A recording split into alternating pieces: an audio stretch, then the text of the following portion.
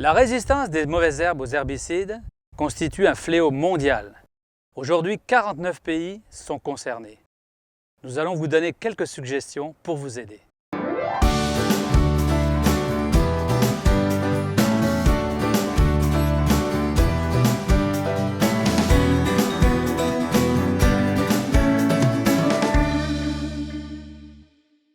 Comment éviter une résistance aux herbicides? Plusieurs stratégies existent.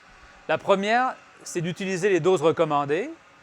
La deuxième, c'est d'essayer d'utiliser des mélanges ou pré-mélanges d'herbicides de groupes différents.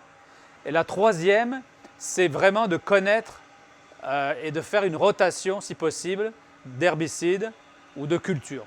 Il existe plusieurs sources d'informations. La première, c'est de bien lire l'étiquette du produit présente sur la cruche ou sur la caisse. La deuxième, c'est d'utiliser, si l'on veut, le guide de lutte contre les mauvaises herbes. La troisième, c'est de regarder ou de se procurer le tableau qui récapitule un peu les groupes d'herbicides commercialisés au Canada. Comment apparaissent les résistances aux herbicides? Alors bien souvent, on va avoir cela dans des situations de monoculture ou alors après l'utilisation répétée d'herbicides de même groupe type glyphosate.